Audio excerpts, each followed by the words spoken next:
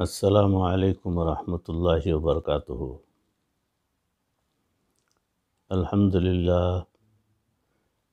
للہ وکفا وسلام علی عبادہ الذین اصطفى والتقى والعفاف والغنى، اما بعد فقد قال اللہ تبارک وتعالی فی القرآن المجید والفرقان الحمید۔ فأعوذ باللہ من الشیطان الرجیم، بسم اللہ الرحمن الرحیم۔ یومئذ تحدث اخبارها بأن ربک اوحی لها، صدق اللہ مولانا العظیم۔ اللہم صل علی سیدنا و مولانا محمد وبارک وسلم کما تحب وترضى عدد ما تحب وترضى۔ محترم ناظرین، حاضرین، سامعین، بھائیوں، بزرگوں اور دوستوں، معزز خواتین، ہماری ماں بہنوں، تصوف کے عنوان سے موضوع چل رہا ہے توبۃ النصوح، یعنی سچی اور پکی توبہ کرنا۔ اسی موضوع کی اگلی کڑی آپ حضرات کے روبرو پیش کر رہا ہوں، سماعت فرمائیں۔ ایک عجیب بات یہ ہے کہ انسان کئی مرتبہ گناہوں کا ارتکاب کرتا ہے، اس کے باوجود اپنے آپ کو بڑا سالک سمجھ رہا ہوتا ہے۔ انسان کی حالت تو یہ ہے کہ اسے دوسروں کے بارے میں گناہ کا شک ہو جائے تو وہ ان سے نفرت کرنا شروع کر دیتا ہے اور اپنے عیبوں کا یقین ہوتا ہے، لیکن پھر بھی اپنے نفس کے ساتھ محبت کرتا ہے۔ حضرت شیخ شرف الدین یحییٰ منیری رحمۃ اللہ علیہ نے ایک عجیب معرفت بھری بات لکھی ہے۔ وہ فرماتے ہیں کہ دوسروں کی نظر میں اپنے آپ کو گرا دینا بڑا آسان کام ہے، اور اپنی نظر میں اپنے آپ کو گرا دینا سب سے مشکل کام ہے۔ ہم نے دیکھا ہے کہ بعض دوست جو فرض کی پابندی نہیں کر پاتے، وہ خواب میں کسی بزرگ کی شکل کو دیکھ لیتے ہیں تو وہ اسی پر مست پھرتے ہیں اور کہتے پھرتے ہیں کہ جی حضرت، مجھے خواب میں فلاں ولی نظر آئے، فلاں بڑے بزرگ نظر آئے، فلاں نے ایسی بات کہی، ویسی بات کہی، اور بار بار جو ہے اس کو لوگوں کے سامنے سناتے پھر رہے ہوتے ہیں۔ مطلب یہ ہے کہ خود ستائی، یعنی اپنے تمام بدعمالیوں کے اوپر یہ چادر ڈال لیتے ہیں خود ستائی کی۔ یاد رکھیں کہ جو خوابوں کے شہزادے بنتے ہیں وہ ہمیشہ خسارے میں رہتے ہیں۔ ہمارے مشائخ نے کہا کہ انسان گناہ کرنے سے اللہ رب العزت کی نگاہوں سے گر جاتا ہے، اور اللہ تعالیٰ اس سے اعمال کی توفیق چھین لیتے ہیں، اور سب سے پہلے جو توفیق چھینتے ہیں وہ یہ ہے کہ اس کو رات کے آخری پہر کی مناجات کی لذت سے محروم کر دیتے ہیں۔ آپ نے دیکھا ہوگا کہ کئی مرتبہ بندہ تہجد میں اٹھتا بھی ہے، لیکن اس کی دعاؤں میں کوئی حلاوت نہیں ہوتی، بلکہ دعا مانگنے کو اس کا دل ہی نہیں کرتا۔ دعا میں طبیعت چلتی ہی نہیں، یہ نہیں کہ طبیعت چل نہیں رہی ہوتی، بلکہ وہ چلنے ہی نہیں دی جاتی۔ دن کے گناہوں کی وجہ سے بندہ رات کی عبادتوں سے محروم ہو جاتا ہے، خشوع اور خضوع اس کے اندر سے ختم ہو جاتا ہے۔ ایک شخص حضرت خواجہ حسن بصری رحمۃ اللہ علیہ کے پاس آیا اور عرض کیا، حضرت مجھے تہجد کی توفیق نہیں ہوتی۔ فرمایا، اے دوست، تو اپنے دن کے اعمال درست کر لے، اللہ تعالیٰ تجھے رات کے اعمال کی توفیق عطا فرما دیں گے۔ ہمارے مشائخ نے لکھا ہے کہ ہمارا مشاہدہ اور تجربہ ہے کہ 3 گناہوں کے ارتکاب سے موت کے وقت کلمہ طیبہ کی توفیق سلب کر لی جاتی ہے۔ اس لحاظ سے یہ گناہ بہت خطرناک ہیں۔ احکام شریعت کو بوجھ سمجھنا اور ان احکام کو عمل کے قابل نہ سمجھنا موت کے وقت ایمان کے سلب ہونے کا باعث بن جاتا ہے۔ مثال کے طور پر عورت ہے تو وہ پردے کی بوجھ سے، اور اگر مرد ہے تو رشوت اور سود سے بچنے کو بوجھ سمجھے۔ عورت اپنے پردہ کرنے کو بوجھ سمجھتی ہے اور مرد تو رشوت اور سود سے بچنے کو بوجھ سمجھتا ہے۔ آج کل اکثر یہ سنا جاتا ہے کہ آج کے زمانے میں شریعت پر عمل کرنا بہت مشکل ہے۔ میرے دوست، اگر کوتاہی ہو جائے تو اپنے آپ کو گنہگار سمجھیے، کیونکہ گناہ کرنا اور پھر جسٹیفائی کرنا بہت بڑی حماقت ہے۔ ایک آدمی کو موت کے وقت کلمہ پڑھنے کی تلقین کی گئی۔ اس نے جواب میں کہا، میں نہیں پڑھتا، اور اس وقت اس کی روح نکل گئی۔ اس پر اس کے قریب کے کسی عالم کو تشویش لاحق ہو گئی، اور اس نے اس کے اہل خانہ سے پوچھا کہ اس کی زندگی کا کوئی ایسا عمل بتاؤ کہ جس کا یہ وبال ہوا ہے کہ یہ کلمہ بھی نہیں پڑھ سکا اور صاف انکار کر دیا۔ اس کی بیوی نے بتایا کہ یہ طبعاً سست اور کاہل تھا۔ اس کی حالت یہ تھی کہ اس کو جب بھی غسل جنابت کی ضرورت ہوتی تھی تو کہتا تھا کہ بنی اسرائیل کے ہاں تو غسل جنابت نہیں ہے، بالکل نہیں تھا۔ دین اسلام میں یہ ایک نیا حکم آ گیا ہے، گویا کہ وہ غسل جنابت کو بوجھ سمجھتا تھا۔ اس گناہ کی وجہ سے اس کو موت کے وقت کلمہ پڑھنے سے پروردگار نے محروم کر دیا۔ دوسری بات یہ ہے کہ جس بندے کو دل میں موت کے وقت سوء خاتمہ کا بھی ڈر نہ رہے، اس کی وجہ سے بھی انسان آخری وقت میں کلمے سے محروم ہو جاتا ہے۔ بندہ جتنا بھی نیک اور متقی اور پرہیزگار کیوں نہ ہو، اس کے دل میں یہ ڈر ضرور رہتا ہے کہ پتہ نہیں موت سے پہلے میرے ساتھ کیا ہوگا۔ وہ اس بات سے ڈرتا اور کانپتا رہے۔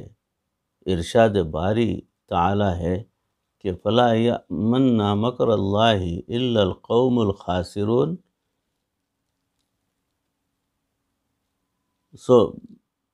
بے ڈر نہیں ہوتے اللہ کے داؤ سے مگر گھاٹے میں پڑنے والے لوگ۔ تو مومن کبھی اللہ رب العزت کی تدبیر سے بے خوف نہیں ہو سکتا۔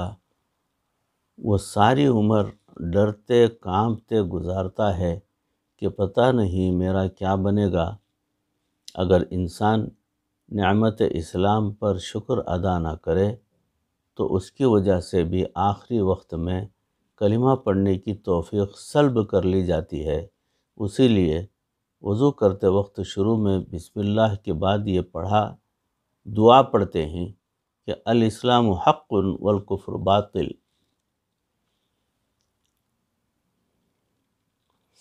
حدیث پاک میں بھی صبح و شام پڑھنے کے لیے ایک دعا سکھائی گئی ہے، رضیت باللہ ربا وبالاسلام دینا وبمحمد صلی اللہ علیہ وسلم نبیا۔ میں اللہ کو رب ماننے پر، اسلام کو دین ماننے پر اور محمد صلی اللہ علیہ وسلم کو نبی ماننے پر راضی ہوں۔ گویا ہم اپنے دل میں یہ سوچا کریں کہ الحمدللہ ہم اس بات پر خوش ہیں کہ اللہ رب العزت نے ہمیں اسلام کی نعمت عطا فرمائی۔ بندہ گناہ کرتا ہے تو اس کا وبال بھی اس پر ضرور پڑتا ہے۔ توجہ فرمائیے گا، علماء نے لکھا ہے کہ گناہ کی سزا 3 طرح سے ملتی ہے۔ ایک کو نکیر کہتے ہیں، یعنی گناہ کیا اور ادھر کوئی مصیبت پڑ گئی۔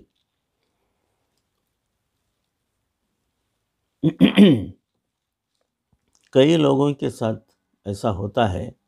ایک آدمی میرے پاس آ کر کہنے لگا کہ حضرت،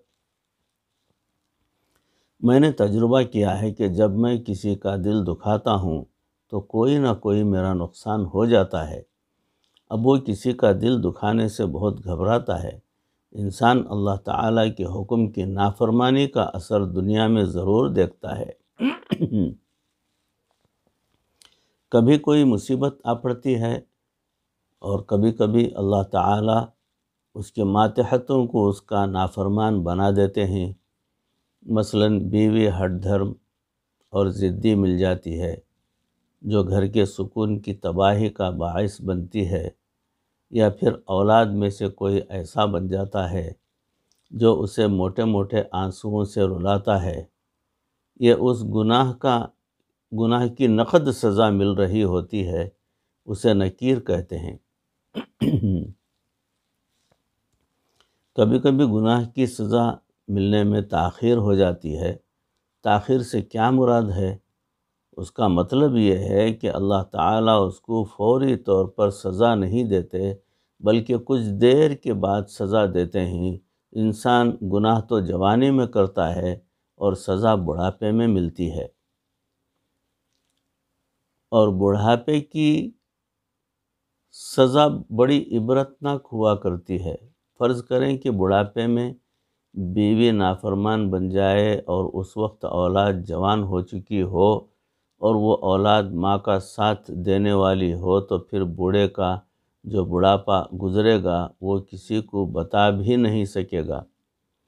یا بڑھاپے میں کوئی ایسی بیماری لگا دی کہ دوسروں کا محتاج ہو گیا، اس صورت میں بھی بندہ سزا بھگت رہا ہوتا ہے۔ ایک صاحب اس عاجز کے پاس آ کر کہنے لگے، حضرت، میں گناہ بھی کوئی نہیں کرتا لیکن بڑی پریشانی رہتی ہے۔ میں نے کہا، آپ مجھے یہ بتائیں کہ آپ نے زندگی میں جتنے بھی گناہ کیے، کیا ان سب گناہوں سے سچی توبہ کر لی ہے یا نہیں؟ یا کچھ گناہ ایسے بھی ہیں کہ جن سے ابھی توبہ نہیں کی؟ کہنے لگے، جی نہیں، کچھ گناہ ایسے ہوں گے کہ جن سے ابھی توبہ نہیں کی۔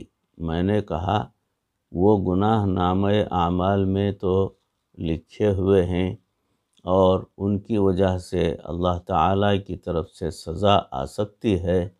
حضرت جنید بغدادی رحمۃ اللہ علیہ کا ایک مرید ان کے ساتھ جا رہا تھا۔ اس نے ایک بے ریش عیسائی لڑکے کو دیکھا تو حضرت سے پوچھنے لگا، حضرت، اللہ ایسے چہروں کو بھی جہنم میں ڈال دے گا؟ اس کی بات سے حضرت سمجھ گئے کہ اس نے شہوت کی نظر سے اس نوجوان لڑکے کو دیکھا تھا۔ حضرت نے اسے فرمایا کہ توبہ کرو کیونکہ تم نے اسے بری نظر سے دیکھا ہے۔ وہ کہنے لگا، جی نہیں، میں تو ویسے ہی پوچھ رہا تھا۔ چنانچہ اس نے توبہ نہ کی اور نتیجہ یہ نکلا کہ وہ حافظ قرآن تھا۔ اس گناہ کی نحوست کی وجہ سے 20 سال بعد قرآن پاک کے حفظ کے نور سے محروم ہو گیا، یعنی وہ قرآن بھول گیا، مکمل بھول گیا۔ اور تیسری بات سماعت فرمائیں کہ کبھی کبھی اللہ تعالیٰ کی طرف سے خفیہ تدبیر ہوتی ہے۔ خفیہ تدبیر یہ ہوتی ہے کہ اللہ تعالیٰ گناہوں کے باوجود اس کو نعمتیں دیتے رہتے ہیں تاکہ یہ اچھی طرح ان نعمتوں کو استعمال کر کے غافل ہو جائے اور پھر آخرت کی بڑی سزا کا مستحق بن جائے گا۔ اس لیے یاد رکھیے کہ جب انسان گناہ کر رہا ہو اور اپنے اوپر اللہ تعالیٰ کی نعمتوں کو بھی دیکھ رہا ہو تو بہت ڈرنے کی بات ہوتی ہے۔ اللہ تعالیٰ ارشاد فرماتے ہیں، فلما نسوا ما ذکروا به فتحنا علیہم ابواب کل شیء حتی اذا فرحوا بما اوتوا اخذتهم بغتة، جب وہ بھول گئے جو ان کو نصیحت کی گئی تھی، ہم نے ان کے لیے ہر چیز کے دروازے کھول دیے، حتیٰ کہ وہ خوش ہو گئے جو ان کو نعمتیں ملی تھیں، ہم نے ان کو اچانک اپنی پکڑ میں لے لیا۔ کئی مرتبہ انسان اس کو سزا سمجھتا ہی نہیں، اور یہ سب سے بڑی سزا ہوتی ہے، اور بندے کو محسوس ہی نہیں ہوتا۔ بنی اسرائیل کا ایک عالم کسی گناہ میں ملوث ہو گیا، وہ ڈرتا رہا کہ کہیں اس گناہ کا وبال نہ آ پڑے۔ کچھ عرصہ بیت گیا، ایک مرتبہ اس نے دعا مانگتے ہوئے یہ دعا مانگی، اے اللہ تو کتنا مہربان ہے کہ میں تیری نافرمانی کر رہا ہوں اور تو مجھ پر اپنی تمام نعمتیں سلامت رکھے ہوئے ہے۔ اللہ تعالیٰ نے اس کے دل میں یہ بات ڈالی کہ اے میرے بندے، نعمتیں مجھ سے نہیں بلکہ تجھ سے لی گئی ہیں۔ وہ حیران ہو کر کہنے لگا، اے اللہ، ایسی کون سی نعمت مجھ سے لی گئی ہے؟ فرمایا گیا کہ تو غور کر کے جس دن سے تو گناہ کا مرتکب ہوا ہے، اس دن سے ہم نے تجھے رات تہجد کے وقت رونے کی لذت سے محروم کر دیا ہے۔ پھر اسے احساس ہوا کہ واقعی جب سے گناہ کا مرتکب ہوا تھا، اللہ تعالیٰ نے مجھ سے رات کو مناجات کی لذت چھین لی۔ تو اللہ تعالیٰ ان تینوں میں سے کسی نہ کسی ایک صورت میں گناہوں کی سزا ضرور دیتے ہیں۔ اسی لیے کسی نے کہا ہے کہ عدل و انصاف فقط حشر پر موقوف نہیں، عدل و انصاف فقط حشر پر موقوف نہیں، زندگی خود بھی گناہوں کی سزا دیتی ہے۔ 6 کام بے فائدہ ہوتے ہیں۔ وہ کون سے؟ پہلا، انسان یہ سمجھے کہ میرے دل میں اللہ کا بہت خوف ہے، مگر وہ گناہوں سے نہ بچے تو یہ خوف بے فائدہ ہے۔ جو انسان یہ کہے کہ مجھے اللہ تعالیٰ سے بڑی امیدیں ہیں، مگر وہ عمل کرنے کی کوشش نہ کرے تو یہ امید بھی بے فائدہ ہے۔ اس لیے عمل کی کوشش ضرور کرنی چاہیے۔ تیسری بات، آدمی اللہ تعالیٰ سے دعا تو مانگے مگر اللہ تعالیٰ سے حسن ظن نہ ہو تو وہ دعا بھی بے فائدہ ہے۔ کئی لوگ کہتے ہیں کہ ہماری تو اللہ تعالیٰ سنتا ہی نہیں۔ جب ہم حسن ظن ہی نہیں ہوگا تو پھر دعا کیا قبول ہوگی؟ اور چوتھی بات کہ ندامت کے بغیر استغفار بے فائدہ ہوتی ہے۔ اصلاح باطن کے بغیر ظاہر بے فائدہ ہوتا ہے، اور اخلاص کے بغیر عمل بے فائدہ ہوتا ہے۔ انسان کو چاہیے کہ وہ اپنے تمام گناہوں سے توبہ کرے۔ توبہ کیسے کرے؟ ذرا توجہ سے سنیے، اہم بات ہے۔ پہلا کام یہ کرے کہ جو گناہ ہو چکے ہوں ان پر دل میں نادم اور شرمسار ہو اور آئندہ گناہ نہ کرنے کا ارادہ ہو۔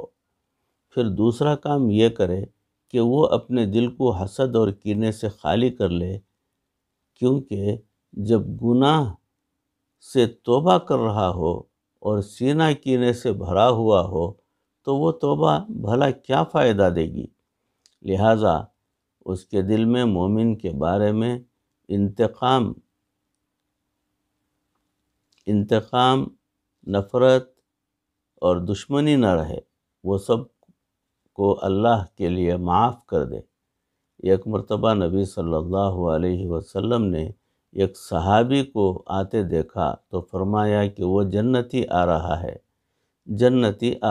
ہے۔ سننے والے بہت حیران ہوئے، حتیٰ کہ ایک صاحب کے دل میں خیال آیا کہ میں پتہ تو کروں کہ اس کا کون سا خاص عمل ہے کہ کہ اس کے لیے جنت کی بشارت دی گئی ہے۔ چنانچہ وہ اسے کہنے لگے، میرا جی چاہتا ہے کہ میں 3 دن آپ کے گھر مہمان بنوں۔ انہوں نے کہا، جی ضرور تشریف لائیے۔ وہ ان کے گھر پہنچ گئے۔ انہوں نے 3 دن تک ان کو دیکھا، مگر ان میں کوئی خاص عمل نظر نہیں آیا۔ جس طرح باقی لوگ تہجد اور دیگر نوافل پڑھتے تھے، اسی طرح وہ بھی پڑھتے۔ ان کو کوئی انوکھی بات نظر نہ آئی۔ 3 دن کے بعد انہوں نے پوچھا، بھائی میں نے نبی صلی اللہ علیہ وسلم کی زبان مبارک سے آپ کے بارے میں یہ الفاظ سنے تھے، اور اسی لیے میں آپ کے ہاں مہمان بن کر آیا۔ مجھے آپ کے اندر وہ کوئی خاص عمل نظر نہیں آیا جس کی وجہ سے آپ کو جنت کی بشارت دی گئی ہے۔ وہ کیا عمل ہوگا؟ بس یہ تجسس تھا، لیکن مجھے تو آپ میں کوئی ایسا عمل نظر نہیں آیا۔ اگر کوئی ہے تو آپ خود ہی بتا دیں۔ انہوں نے فرمایا کہ میرا اور تو کوئی خاص عمل نہیں ہے، البتہ یہ ہے کہ جب میں رات کو بستر پر سونے کے لیے لیٹتا ہوں تو میں اپنے دل میں ایمان والوں کے بارے میں پائے جانے والے غصہ اور کینہ کو اللہ کے لیے ختم کر دیتا ہوں۔ اس کے بعد تیسرا کام یہ کرے کہ وہ فاسق و فاجر لوگوں سے ہمیشہ کے لیے علیحدہ ہو جائے۔ ہم روزانہ وتر میں اللہ تعالیٰ سے عہد کرتے ہیں کہ وَنَخْلُقُ وَنَتْرُكُ مَن يَفْجُرُكَ وَنَخْلَعُ وَنَتْرُكُ مَن يَفْجُرُكَ، اور اے پروردگار ہم جدا ہوتے ہیں اور چھوڑتے ہیں ہر اس بندے کو جو فاسق و فاجر ہے۔ ہم روزانہ رات کو عشاء کے وقت کھڑے ہو کر نماز میں اللہ تعالیٰ سے ہاتھ باندھ کر وعدہ کرتے ہیں، اور دن بھر انہی لوگوں کے ساتھ گزار رہے ہوتے ہیں۔ اس کا مطلب یہ نہیں کہ اب ان سے کوئی تعلق ہی نہیں رہے گا، چاہے رشتہ دار ہی ہو، نہیں، بلکہ اس کے ساتھ دوستی ختم کر دے۔ لیکن دین کا معاملہ تو ہر ایک کے ساتھ کرنا ہی ہوتا ہے۔ وہ تو کافروں کے ساتھ بھی کرتے ہیں، مگر ایک ہوتا ہے دوستی کا تعلق، قلب کا تعلق، وہ توڑ لے۔ اور یہ مطلب بھی نہیں کہ اب اس کو سلام بھی کبھی نہیں کرنا، نہیں، بلکہ جو اصول شریعت نے بنا دیے ہیں ان کی حدود میں رہیں، اور دل کی محبت کا جو تعلق تھا اس کو ختم کر لیں، اور پرہیزگار لوگوں سے دوستی رکھیں۔ اگر پھر بھی بدکار لوگوں کے ساتھ صحبت رہے گی تو پھر توبہ قبول نہیں ہوگی، اور وہ لوگ پھر گناہوں میں ملوث کر دیں گے۔ اس کی مثال ایسے ہی ہے جیسے کوئی گندی نالی میں پڑا ہوا ہو تو اس کے اوپر وہی پانی ڈالنے سے کچھ نہیں ہوتا، اس کو نالی سے باہر نکال کر پاک پانی میں جو ہے اس کو دھونا چاہیے، تو پاک پانی اس پر ڈالیں گے تو وہ صاف ہو جائے گا۔ اسی طرح ہم اگر اپنے دل کو پاک کرنا چاہتے ہیں تو فاسق و فاجر لوگوں کی گندی نالی سے اپنے آپ کو بچانا ضروری ہے، ورنہ ناپاکی باخودہ لگی رہے گی، دل ہمارا گندے کا گندہ رہے گا۔ پھر اگر اس پر اللہ کے ذکر کے چند قطرے پڑ جائیں تو دل پاک اور صاف ہو جائے گا۔ ہمیں چاہیے کہ ہم اپنے قول کا پاس کریں جو ہم روزانہ اپنے پروردگار کے سامنے عہد کر رہے ہوتے ہیں۔ اس کے بعد چوتھا کام یہ ہے کرے کہ موت کی تیاری میں لگ جائے۔ جس بندے نے یہ 4 کام کر لیے وہ سمجھ گیا کہ اللہ تعالیٰ نے مجھے بھی توبۃ النصوح کی توفیق عطا فرما دی۔ بھائیوں، بزرگوں اور دوستوں عزیزوں،